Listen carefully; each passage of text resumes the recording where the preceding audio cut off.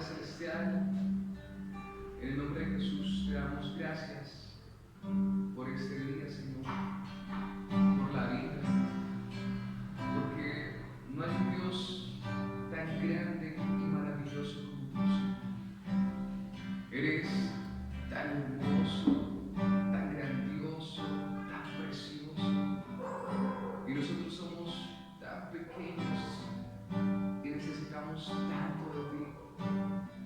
Por eso en esta mañana, y dándole gracias a Jesucristo el Señor, venimos ante tu presencia para ser llenos, Señor, de tu Espíritu Santo, para recibir fuerzas, para ser abrazados, Señor, para ser fortalecidos en ti, Señor.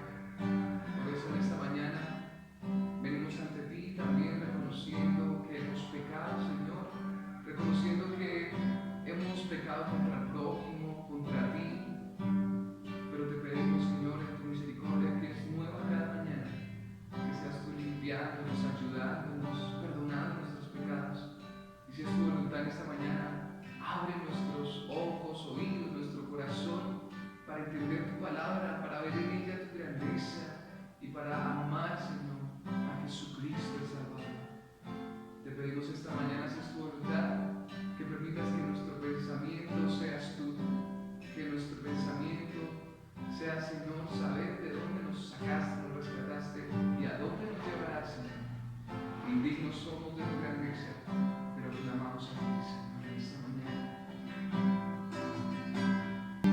Dame un nuevo corazón, Señor, un corazón para quererte, un corazón para adorarte, Señor, dame un nuevo corazón, dame un nuevo corazón, Señor.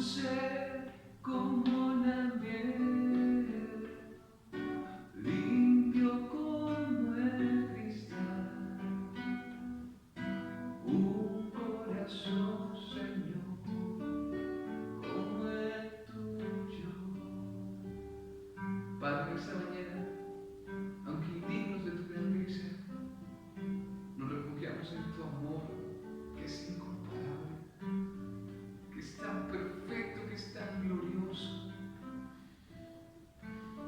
Padre, en tus manos nos encomendamos, Señor, por medio de Jesucristo, nuestro amado Salvador. Gracias por tu presencia.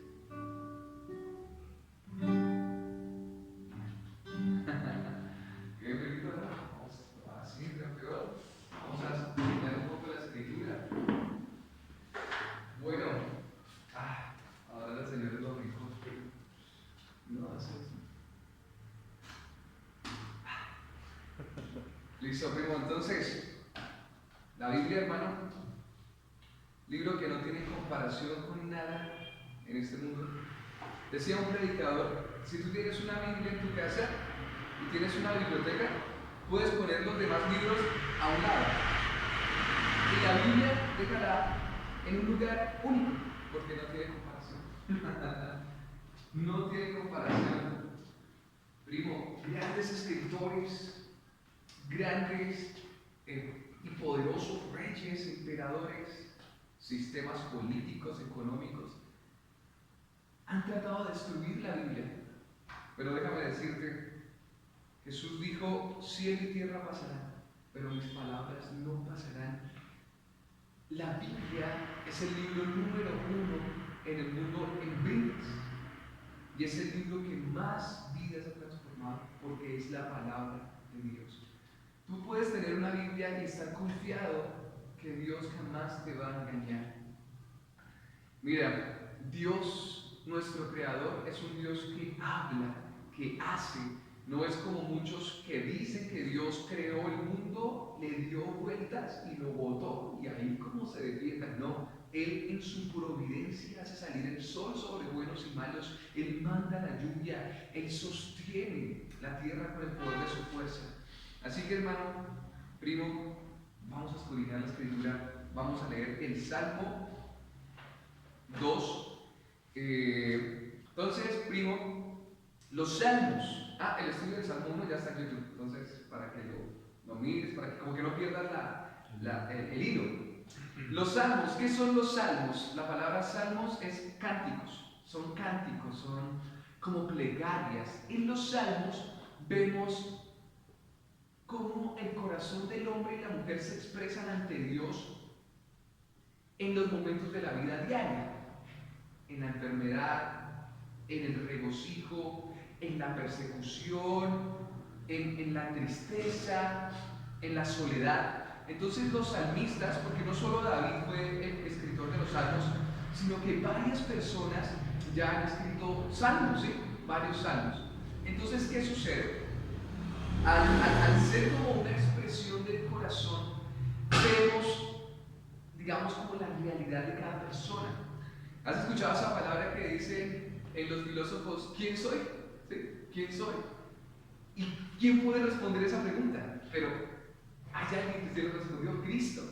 Mira, primo, que Cristo dijo, cuando tú estés en tu casa, entra a tu aposento, o sea, a tu pieza, y enciérrate en tu pieza, y ora a tu Padre que ve en lo secreto. Y tu Padre que ve en lo secreto te recompensará en público. O sea, la respuesta está ahí. ¿Quién eres? El que estás ahí solo en esa pieza, tú solo, porque no necesitas de máscaras, no necesitas de una actuación para caerle bien a uno o al otro, sino que sencillamente tú estás ahí, tal y como eres, en alma, en cuerpo, o sea, no necesitas máscaras, y estás tú por el Señor. Entonces los salmos, los salmos son como esa expresión del ser humano pura, o sea, en su expresión más limpia, en el sentido que expresas a Dios toda tu necesidad.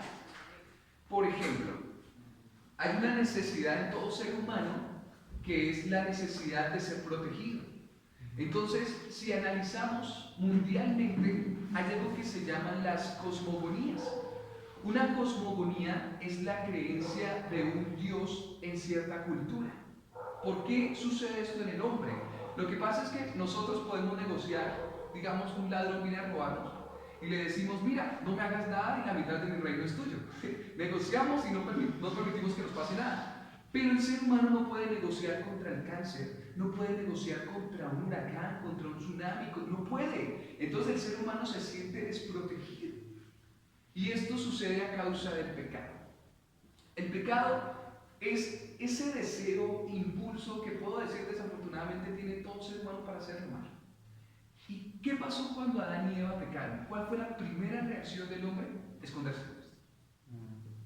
Antes del pecado, Adán y Eva estaban en una relación tan bonita y perfecta con Dios que era, o sea, por ejemplo, cuando en el colegio nos molestaban, uno que le decía que nos molestaba, le va a hacer a mi papá, ¿sí o no? Le va a hacer a mi papá, porque Él es nuestra fortaleza y esperanza. Entonces, Adán y Eva tenían esa protección tan linda, pero cuando entra el pecado, esa conexión, esa protección, a causa del hombre, se rompe. ¿Y el hombre es el qué? Se esconde. Entonces, desde ahí, todo ser humano perdió la conexión con Dios, perdió esa confianza de saber que el creador del cielo y la tierra, o sea, imagínense, hay un profeta que trata de decir unas palabras diciendo que Dios en el hueco de su mano tiene ahí los mares y con sus dedos recogió toda la tierra del planeta. Entonces, qué grande es su mano, ¿no? Es que échame una manito. Entonces, el ser humano perdió, digamos, como ese afecto con el Padre. Dejó de ver a su protector. Por eso dicen que el ser humano sin Dios es como un pez fuera del agua. Está muriendo lentamente. Pero cuando volvemos en Cristo a ver al Padre y volvemos a sentir esa protección, es wow, es increíble. Review, estamos estudiando el libro de los Salmos, salmo a salmo, verso a verso, para poder entender estas, digamos, estas perlas y tesoros que tiene la palabra de Dios. Comentaba aquí a mi hermano Juan Carlos que los salmos son como la expresión y el clamor de todo ser humano en un momento ya sea de enfermedad, de alegría, de aflicción, de persecución. Entonces es la expresión tan pura del hombre de comunicarse con el Padre. No sé si de pronto hemos tenido la fortuna o la oportunidad de hablar sinceramente con nuestros papás o mamás. Tal vez que uno está tan terriblemente que uno dice, mamá, ayúdame. Cuando volvemos a tener esa confianza en el Padre, como lo hacían estos salmistas, mira, ¿cuántos? Bueno, yo tengo 3 niñas y mis hijas no están preocupadas ahorita que van a almorzar. Ellas no están asustadas, ¿dónde vamos a dormir? ¿Por qué? Porque tienen un papá, porque saben que están protegidas. Entonces, en eso es lo que se basan los salmos, la confianza que tú tienes en el Creador. Entonces, los salmos muestran cómo es la adoración y la oración al Padre. Una vez más, salmos significan cánticos, cánticos. David no solo escribió los salmos, otros hermanos en la fe, podemos decirle así, porque ellos también creyeron en el Mesías, en el Cristo, en el que había de venir.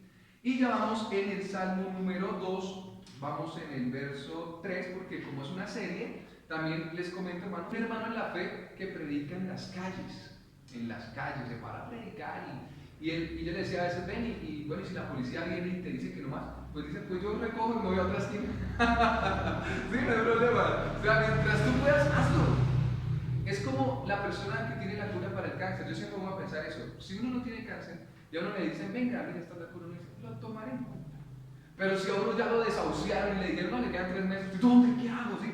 Entonces la persona, si tú tienes la cura para la salvación de las almas, oh, hay que predicarla, hay que compartirla. Una pregunta que les hago abierta. Cuando nosotros vamos a pescar, digamos, hemos pescado, o tal vez hipotéticamente pescaremos en un futuro, ¿vamos a pescar en una alberca o al mar? Un río. Grande, ¿sí o no? Ahora la cuestión es, ¿dónde están los pecadores? Afuera. Están afuera. Entonces, ¿cómo predicaba Juan el Bautista? ¿Cómo predicaba Cristo? Y yo admiro a este muchacho porque se para sin un temor y predica. Yo digo, ¿en qué momento? Pero qué bendición, qué bendición. ¿Por qué? Porque esa es la luz del mundo. No podemos escondernos, no, es a predicar, es a compartir. Entonces, volviendo, Salmos, les quiero dar como un pequeño resumen del Salmo 1 para poder entrar al 12. El 1 es la comparación de una persona que ha puesto su confianza en Dios y la comparación de una persona que aborrece a Dios. La comparación de un hombre que tiene la palabra de Dios como su deleite y la persona que aborrece la palabra de Dios. Dios muestra una comparación tan increíble, podríamos decir que es una hipérbole, porque dice que el que cree en Dios y tiene la palabra de Dios como una delicia, es como un árbol junto a corrientes de agua que da su fruto a su tiempo. O sea, tú ves un árbol y tú dices, uy, puede pasar un fuerte viento y ahí se mantiene. Esa es la persona que cree en Dios. Pero una persona que aborrece a Cristo es como un pedacito de paja. O sea, viene el viento, se pierde, se va, no tiene significado. Entonces Dios dice, como mostrando la grandeza de ser protegidos por Él. Entonces, si tú pones tu confianza en Dios y en su palabra, eres plantado como ese árbol. Mira lo que dijo Jesús. Jesús dijo que aquel que escucha mis palabras y las pone por obra, le compararé como un hombre que edificó su casa, ¿dónde? Sobre la roca. Que vinieron, ¿qué? Vientos, fuertes tempestades, la lluvia, y su casa, ¿qué pasó? No se cayó. Pero el que escucha mi palabra y no la pone por obra, le compararé al hombre que edificó su casa sobre la arena. ¿Y qué pasó? También vinieron lluvias, tempestades. ¿Y su casa qué pasó? Y hay algo interesante, que el que tiene la casa sobre la roca y la casa sobre la arena pasa lo mismo. Vienen vientos, vienen lluvias y vienen tempestades. El hecho de ser creyentes no quiere decir que no vamos a pasar por eso. La única diferencia es que nosotros en nuestra vida jamás será derrotada, jamás será destruida, porque tenemos a nuestro Dios que nos sostiene.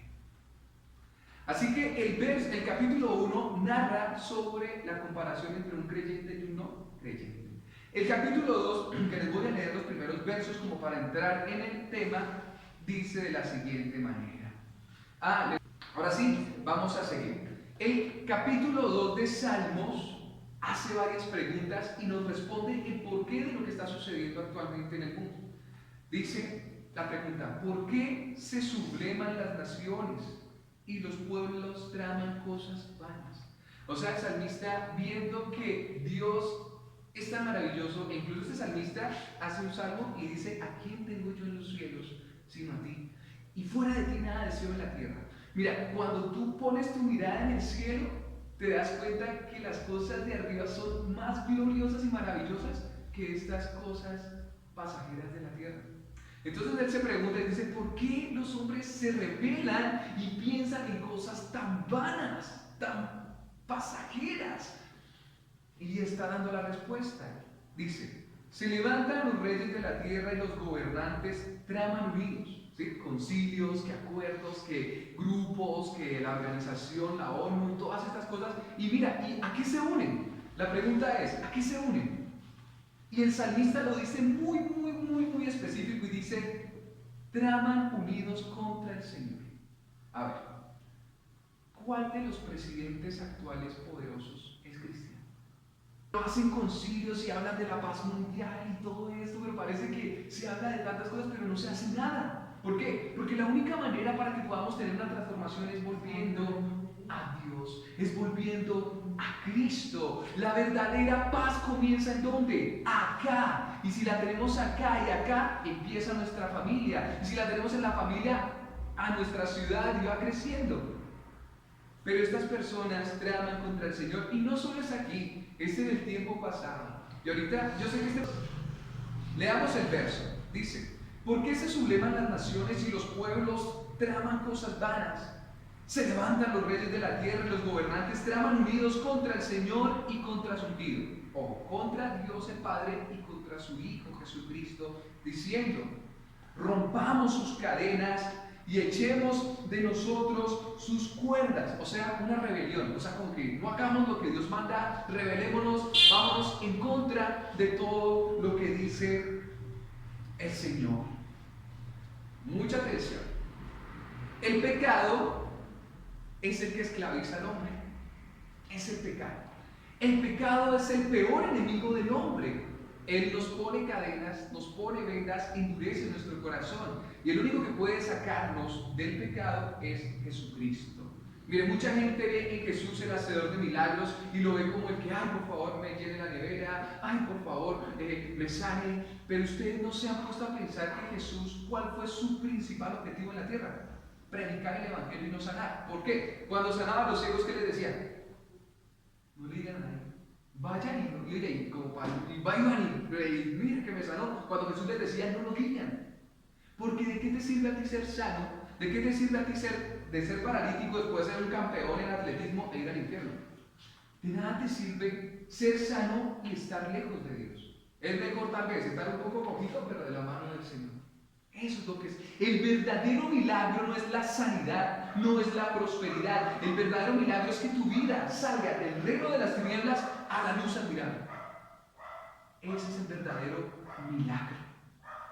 ¿Y qué pasa? Estos hombres esclavizados por el pecado siempre van a querer hacer lo malo. Y aquí empezamos desde el Génesis. Mucha atención. ¿Qué fue lo que primero trajo el pecado? La muerte. Caín mató a Abel. Y si empezamos a ver el verso siguiente, dice: y vivió tantos años Adán y murió, y vivió Set y murió, y vivió Set y murió, y vivió y murió, todos murieron. O sea, la consecuencia del pecado es la muerte, la tristeza, la destrucción, la enfermedad, los virus, los parásitos, todo lo perverso lo trajo ¿qué? El pecado. Ese es el mayor enemigo. Ahora bien, ¿qué sucede? Como el pecado es hacer lo contrario a Dios, entonces si Dios te dice ama, el pecado te dice odio. Jesús enseñó a perdonar ¿cuántas veces? Y uno de los descendientes de Caín dijo, Lamec, si Lamec es asesinado, 70 veces 7 será vengado. Entonces vemos lo opuesto. Dios enseña a amar, el pecado quiere odiar. Entonces, ¿qué sucedió? Antes de que viniera el diluvio, la Biblia dice que los gobernantes de la tierra abusaban de las mujeres de ese entonces. O sea, no había seguridad. Ponle cuidado que tanto tengas tu esposa y sales por la calle y llega un alcalde o un gobernador y te la roba y tú no puedes decir nada porque te asesinan. Ese era el panorama que estaba en ese entonces. La maldad, la inseguridad, no había tranquilidad. ¿Y qué sucedió? Vino juicio de Dios. Pero a pesar del diluvio, ¿qué continuó? ¿El pecado se extinguió con el diluvio? No. Eso quiere decir que, mire, ni el COVID, ni la peste bubónica, ni la gripe española, ni las plagas más grandes, ni los tsunamis cambian el corazón de una persona. Ni la enfermedad. A veces las personas, mire, yo tristemente conozco una persona que padeció de cáncer. Y cuando padeció de cáncer, eso hasta el pelito se le cayó. Y Dios la sanó. Dios la sanó. Porque esa persona buscaba tanto al Señor y no decía, wow. Y ahorita está lejos de Él. Y sana. ¿Y de qué sirve eso? ¿De qué sirve? Entonces, nada puede cambiar el corazón del hombre, solamente Dios. Mire, nosotros no somos quienes. Mire, si yo estuviera aquí para convencerlos a ustedes de que crean en Jesús, estoy perdido, porque yo no puedo hacerlo. Yo confío plenamente que es Dios el que hace la obra. ¿Nosotros qué somos? Simplemente sembradores de la semilla. Lanzamos la semilla, pero no sabemos en qué terreno cae. Entonces ahí es como dice el profeta Ezequiel: os daré un corazón de carne y quitaré de vosotros el corazón de piedra. Y esa es la obra que hace Dios. Por eso, por ejemplo, cuando uno habla con la abuelita y le dice, no, ese muchacho quiere no cambie, y la abuela dice, solo Dios, es verdad. Solo Dios puede cambiar. Entonces nuestra oración no es obligar a nuestra familia, venga, cree que Jesús no se puede llorar, le crean. No. Lo único que tú puedes hacer es mostrar el amor de Cristo, compartir el Evangelio, mandar la semilla, no más. Y confiar en el Señor. Y esto es algo que debemos aprender mucho, y en oración nosotros no somos quien para exigirle o pedirle algo a Dios, porque Él no nos debe nada. Jesús dijo en el Padre Nuestro, hágase tú. Entonces uno ora al Padre y uno le dice, si es tú, voluntad sea. No más. A ver, les voy a hacer una pregunta bien interesante. Si en nosotros estuviera la opción como en Noé, que nos dijeron, bueno, salve a 8 familiares o a 10. Yo creo que mi primo dice, bueno, a mi amigo, a mi novia. Bueno, tú dirás, a gente que yo aprecio, mi mamá, todos mis hermanos, ¿sí o no? Y tú dices, los metemos al arca. Pero la cuestión es que nosotros podemos ver externamente. Pero tú no conoces el corazón de tu amigo. ¿Qué tal sea un depravado, asesino, loco por allá? ¿Qué mejor que la persona que conoce los corazones sea el que diga, vas para acá, vas para allá? Por eso ese trabajo es de Dios y no de nosotros. Por eso Jesús, y me encanta esta palabra que nadie en la tierra pudo haber dicho, por eso Jesús no tiene comparación.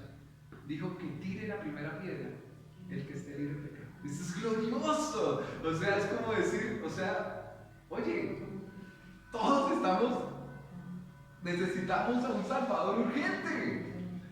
Y bueno, entonces, ¿qué sucedió? Vino el juicio con Noé, pero también en el tiempo de Noé reinaba algo que es abominable ante los ojos de Dios y se llama Él. Y aquí eso es lo que nos tiene que estar enfocados. ¿Por qué? Después de la destrucción de la tierra, vino la destrucción de ¿quién? Sodoma y Gomorra. ¿Y qué eran los dos pecados gigantísimos que cometían allá? Y la injusticia. O sea, otra vez, tú salías y hasta te podían violar, te podían asesinar, era un peligro vivir en Sodoma y Gomorra, era terrible. ¿Y qué hizo Dios también? La destruyó. Luego, miren, y esto es historia, los emperadores, Alejandro Magno y algunos emperadores y reyes asirios, ellos, incluso en la época antes de que Cristo viniera, la mujer era tan menospreciada que tenía más valor un esclavo. La mujer era desechada. Pero ¿qué pasó? ¿Vino quién? Cristo. Ya estamos para el año 0. Vino Cristo. ¿Y qué pasó? Eso menguó y empezó el cristianismo a crecer. Y lo que sucedió como para el año de 1700, 1800, otra vez a crecer y la palabra de Dios empezó a menguar. A tal punto que ya en los colegios casi que es prohibido, ya usted casi que le toca con mucho tacto. Por ejemplo, escucharon el año pasado una demanda que le hicieron a la policía porque usaron recursos del Estado para comprar Biblias y les tocó devolver esas Biblias, ¿no? Porque no se puede sacar recursos del Estado para eso. Increíble, o sea, ahorita ¿qué está pasando? Alcaldes, presidentes, ¿qué? Entonces otra vez volvemos. Y algo que nos pone a pensar es que Jesucristo dijo que como en los tiempos de Noé será la venida de Jesús. Y como en los tiempos de ¿quién? De Lot. ¿Y qué era lo que reinaba y gobernaba en los tiempos de Noé y de Lot? ¿Qué es lo que se opone a que totalmente? ¿Sabe qué es lo único que se le opone? La palabra de Dios. Nada más. Nada más. Porque la palabra de Dios condena abiertamente. Entonces, ¿qué es lo que va a suceder? Van a empezar las iglesias, van a empezar a hacerle seguimiento, van a ponernos prohibiciones. Y si no me voy a entender, o sea, lo único que en este momento es nuestro escudo ante una sociedad tan corrupta es la palabra de Dios. Pero entonces nosotros nos alegramos ¿en qué sentido? En que Cristo está cerca. ¿Sí? Y nosotros debemos enorgullecernos y predicar el Evangelio sin temor. Entonces, ¿por qué digo que las naciones planean eso? Porque a veces ponerse la banda de capitán aquí con el arco iris, ¿no? ¿Y ustedes saben cuál es el símbolo de los tiempos de Noé? El arco iris. ¿Sí? El arco iris. Y por eso Jesús dijo, será como en los tiempos de Noé. ¿Y qué es el símbolo que representa? El arco iris. Es hasta curioso tantas cosas que la Biblia nos muestra de, digamos, que se levanta tanto la perversidad. Pero nosotros tenemos que tener en cuenta que tenemos un Dios que gobierna y reina con poder. ¿Amén? Así que, ¿cuál es el plan de todos los seres humanos? Y es que, miren, es tan sencillo. Miren, ¿cuál es el problema de la Tierra? Que hay mucha gente. Nos roban oxígeno, ¿sí? Es que esta persona nos está robando oxígeno. ¿Y los recursos naturales qué pasa? Se están acabando y el mundo se está llenando de plástico. ¡Qué mentira tan grande! Mire, si los ricos o las personas que tienen tantas cuestiones se preocuparan por la gente que tiene poco, el mundo no pasaría hambre. El mundo no pasaría hambre. Si fuera la cuestión por dinero, si fuera la cuestión, digamos, por alimentar al mundo entero, créeme que el mundo tiene la capacidad de alimentar al mundo entero. Pero la gente se volvió más egocentrista, más a acumular ceros. Les voy a contar esta pequeña historia. Había en un pueblo un hombre que tenía lo básico para vivir y siempre era feliz. Y era feliz y reía por todo y trabajaba alegre y todo, mejor dicho. Y el rey de ese pueblo le dio envidia. Y llegó y dijo, uy, pero ¿por qué es tan feliz? Entonces le preguntó a un sabio y el sabio le dijo, tranquilo, haga lo siguiente. En la puerta de ese señor póngale 10 bolsitas y en cada bolsita 10 monedas de oro, pero en la última 9. Y así le va a quitar la felicidad. Y este hombre, pues claro, llegó a la casa y vio las bolsitas tan raras, un regalo, y empezó a contar sus monedas de oro encantado y le faltaba la última una. Y dijo, ¿qué pasó? ¿Quién me la robó? Y empezó a sospechar de su familia y empezó, le quitó la paz, le quitó la alegría. Entonces nosotros como creyentes sabemos que nuestra alegría, o sea, le pasó a un compañero, nuestra confianza está plenamente en el Señor. Y pase lo que pase, por ejemplo, si llueve, pues Señor, gracias. Gracias, se le puede escapar un poquito. Si hace mucho sol, Señor, gracias. Si viene una enfermedad, bueno, Señor, pues gracias, voy a descansar, voy a mirar tu mano poderosa. ¿Sí? Si estamos súper sanos y saludables, Señor, pues gracias porque sí. Pero nuestra vida y nuestro amor hacia Dios no es como algo condicional. O sea, si tú me das salud, te amo. Pero si me enfermas, te odio. No, nuestro amor hacia Dios es: Señor, mire, tengo una guapanera y un pan, aleluya. ¿Sí o no? No tengo nada, haré ayuno, voy, oraré por aquellos que tienen dolor de estómago. ¿Sí? Pero vemos que nuestra confianza en el Señor es tan preciosa que nada nos va a afectar. Nuestra casa no será movida de la roca porque tenemos tanta confianza en Él que, wow, tenemos paz. Duermes tranquilo. El problema es para despertarnos. Dormimos tan bueno que, ay, sí, o sea, descansamos tan rico porque tenemos a alguien que nos cuida. Incluso la palabra de Dios dice que no se duerme el que te cuida. Miren, yo tengo mi niña de 8 años, Charis Isabela se llama. Charis, que del griego gracia, que es regalo de Dios. Y estamos jugando debajo de la mesa, 2 añitos tenía. Y jugando, y la tenía a centímetros y se me cayó de cara al piso, así. Y yo quedé como, o sea, y en ese momento aprendí a confiar en el Señor. A menos de 1 metro la tenía y se me cayó y no pude hacer nada. ¿Cómo será cuando está en el colegio o cuando estoy trabajando ella aquí? Y dije: Señor, solamente tú puedes hacer que el piso se convierta en almohada o puedes ayudarla. Y aprendí a confiar y decir: Señor, todos mis hijos, toda mi familia la entrego en tus manos. No puedo hacer más. Él es todopoderoso.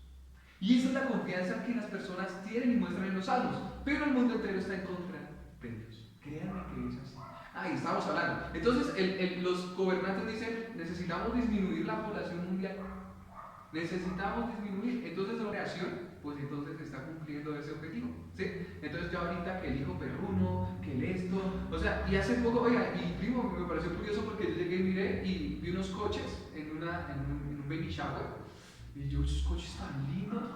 Y uno se acerca y empieza: ¡wow, wow! Y yo, oiga, perros en los coches, perros, y caros, ay, un perro de esos vale más que la motico, o sea, caros, y en el coche, y bravos y cuadrados, y yo, oiga, y casualmente, viniendo acá a San Alonso, primo, vi, y habían unos señores con unos lazos así, y eran los hijos, y ya llevando a los hijos con lazos, o sea, porque chinos no se dejan controlar, ellos no van a tener lo de lazo, y uno dice: venga, ¿qué está pasando? Pero si vemos claramente, es que la maldad y el pecado se está otra vez, porque Dios, ¿qué dijo? Dios dijo: multiplicados y fructificados. ¿Por qué creen que un perrito, una gatica o uno de esos a cada rato y tenga perritos y tenga gaticos? ¿Por qué? Porque están obedeciendo a Dios. Es un mandato. ¿Por qué creen que las frutas tienen tantas semillas? Usted abre, por ejemplo, yo qué sé, una uchuva y un reguero de semillas, una papaya, una sandía, una granadilla. ¿Por qué? Porque Dios quiere que siempre haya frutas para alimentar a sus hijos. Entonces, vemos que los grandes gobernantes, desafortunadamente, están yendo en contra de Dios. Y aquí el Salmo nos lo dice, mira, casi 1000 años antes de Cristo. Y están diciendo: esa es la naturaleza del ser humano sin Dios. Hacer todo. Mira, un profesor en la universidad decía que el pecado pesa. El pecado es una carga que pesa. Y un muchacho le decía: yo la verdad peco y no siento carga. A mí, yo peco y antes me da alegría. Mire, y el profesor le decía: es cierto, ¿por qué? Porque tú estás muerto. Un muerto no siente. Un muerto no siente nada. Y solamente cuando Dios nos da vida, cuando Él cambia nuestro corazón, es cuando nosotros abrimos los ojos, porque el Señor dice: el Espíritu del Señor está sobre mí por cuanto me ha ungido para dar vista a ¿quién? A los ciegos. Entonces llegamos a un momento donde abrimos los ojos, en un momento que no sabemos, en un momento en que nacemos de nuevo, que es necesario nacer de nuevo, Jesús dijo a Nicodemo, y nacemos de nuevo y nosotros decimos en un momento donde: oye, ¿qué estoy haciendo? ¿Qué pasa? Y vemos que lo que nos era agradable antes para nosotros, que era el pecado, ahora es aborrecible, y decimos: Señor, sálvame. Y nos damos cuenta que estamos tan condenados que decimos: necesitamos a Cristo. Ese es el milagro de la salvación. Y eso es lo que Dios hace en nuestras vidas, y por eso estamos aquí. No por nadie, solamente para escuchar su palabra. Estos hombres poderosos en el mundo aborrecen a Dios y aborrecen a Cristo. Pero no debemos preocuparnos por eso. El verso 4 es un verso muy fuerte, hermanos. Pero, a ver, ¿cuál es su nombre, campeón? Martín. Hermano Martín. Como Martín Lutero. La Reforma 1517. Si tú tienes un amigo querido de la infancia y de repente llega un borracho y varios amigos de los borrachos y cogen a tu amigo y se ensañan con tu amigo y lo cogen a patadas y lo golpean y a ti te cogen de los brazos y tú no puedes hacer nada, y de repente llega la policía y la policía era amigo de los borrachos y no le hace nada sino, pues nos vemos, ¿tú cómo te sientes? Uy, estos tipos pero si llega un coronel de la policía y dice, no, esta vaina qué es, y coge y arresta a los ladrones, se los lleva a la cárcel y paga su condena, ¿cómo te sientes tú? Más satisfecho, claro. Y de paso cogen a tu amigo y lo llevan a urgencias y esto tú dices, descansas, porque hay ¿qué? Justicia.